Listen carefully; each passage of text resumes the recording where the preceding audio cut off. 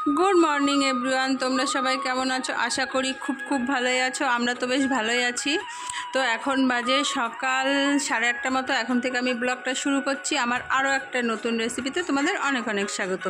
তো এটা হচ্ছে শিং মাছ। দেখে বুঝতেই পারছো আমি কিন্তু একদম কাটতে পারি না। এটা আর কি মাছ নিয়েছি, তো মাছওয়ালাই কেটে দিয়েছে। মা বাড়িতে থাকলে মা কাটে, আর মা বাড়িতে না থাকলে এই সব মাছ আনলে জ্যান্ত মাছ আর আমি খাইও না, কাটতেও পারি না। তাই অল্প করেই নেওয়া হয়েছে ছেলেদের জন্য।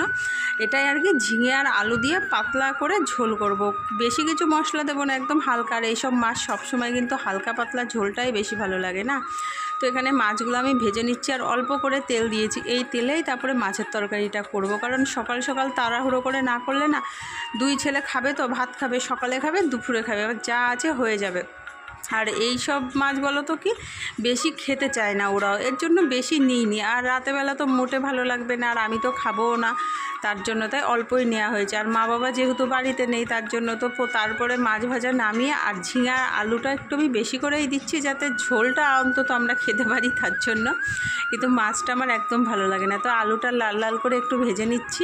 আলুটা কিন্তু ভাজার মধ্যে সেদ্ধ হয়েই গেছে। আর জিরে আর তেজপাতা ফোড়ন দিয়েছি, অল্প একটু তেল দিয়েছি, আর তারপরে দিয়ে দিচ্ছি ঝিঙে কিন্তু সেদ্ধ হতে না বেশি টাইম লাগে না। দেখবে ঝোল ফুটলে তারপরে ঝিঙেগুলো দিয়ে আরেকটু ফুটালেই না সুন্দরভাবে ঝিঙেটা সিদ্ধ হয়ে যায়।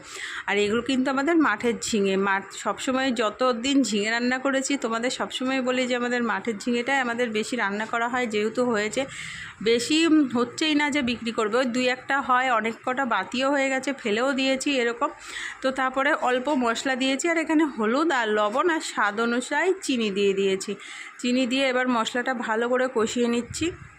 আর আরেকটা কথা বন্ধুরা, তোমাদের কাছে রিকোয়েস্ট করছি, দূরে কাছে যেখান থেকে আমার ব্লগটা দেখো না কেন, সবাই দয়া করে একটা লাইক করো, একটা কমেন্টস করো। অনেকে না কমেন্টস করো কিন্তু লাইকটা করো না। আমি কিন্তু সবার ব্লগে লাইক করে কমেন্টস করে লাস্টে তারপরে বেরি। আর যখনই ভিডিওটা দেখা শুরু করি লাইক করে তারপরে এই ভিডিওটা দেখা শুরু করি। আর দূরে কাছে যেখান থেকে আমার ভিডিওটা দেখো না কেন, অনেক ধন্যবাদ। তোমরা যদি পাশে না থাকতে আমি এত দূরও এগিয়ে যেতে পারতাম না।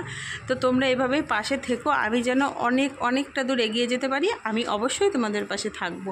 আর এগুলো দেখে বুঝতেই পারছো এগুলো হচ্ছে ঘ্যাটকলের ডাঁটা। ওইদিকে তো আমার মাছের ঝোল পাতলা হয়েই গেছে একদম।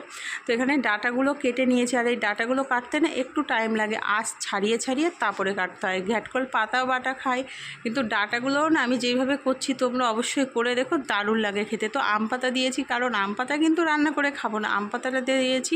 আর এই ডাঁটা তো যেহেতু একটু চুলকায় তো গলা, তার জন্য আম পাতাটা দিয়ে আমি সেদ্ধ করি। তোমরা চাইলে একটুখানি তেঁতুল দিয়েও সেদ্ধ করতে পারো। তো তারপরে ভালো মতো একদম সিদ্ধ করে নিয়েছি, সিদ্ধ করার মধ্যে একদম গলিয়ে নিয়েছি। আর এখানে কাঁঠালের বীজ, একটু পটল আর একটা আলু কেটে নিয়েছি দিয়ে, আর এখানে বেশি করে একটু রসুন, পেঁয়াজ আর কাঁচা লঙ্কা দিয়েছি। শুকনো লঙ্কা আমি ব্যবহার করব না। তারপরে পেঁয়াজটা তেলে দিয়ে দিলাম, দিয়ে যেই সবজিটা আমি কেটে রেখেছিলাম সেটাই দিয়ে দিয়েছি। আর আমার কাঁঠালের বিচি না এমনিতে খেতে ভালো লাগে না, কিন্তু এই তরকারির সাথে দিই, সেটা খেতে আমার দারুণ লাগে। আর ভাজা করলে কিন্তু কুটকুট করে বেশ ভাতের সাথে, গরম ভাতের সাথে দারুণ লাগে।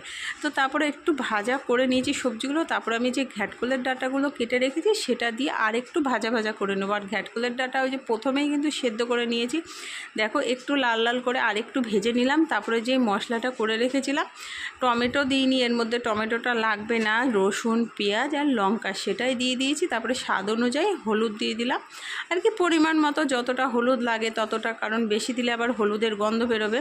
তার আগে তো আমি লবণ সব কিছুই দিয়ে দিয়েছি, এর মধ্যে কিন্তু চিনি দিইনি। এটা একটু ঝাল হবে, ঝাল না হলে না এই তরকারিটা আবার খেতে একদম ভালো লাগবে না। তো যাই হোক, এই দুটোই আজকে ছোট্টর মধ্যে রেসিপি দুটো তোমাদের সাথে শেয়ার করলাম। যদি তোমাদের কাছে ভালো লাগে তাহলেই তোমরা একটা লাইক করো, একটা কমেন্টস করো, আর অবশ্যই কিন্তু শেয়ারও করো। আর পাশে অবশ্যই তোমরা থেকো, আমি অবশ্যই থাকবো। এইভাবেই আমাদের কি করতে হবে, একে অপরের হাত ধরে এগিয়ে যেতে হবে। তো তোমরা সবাই ভালো থেকো, সুস্থ থেকো, এই কামনা করি। আর ব্লগগুলো দেখতে থাকো, খুব ভালো লাগবে। আর আমি বেশি ব্লগ বড় আর কি দিই না, ছোট্টর মধ্যেই তোমাদের সাথে শেয়ার করি, যাতে তোমরা পুরো ব্লগটা দেখো। আর কেউ কিন্তু স্কিপ করে দেখো না, তাহলে কি হবে সেটা তুমিও জানো, আমিও জানি। তো টাটা।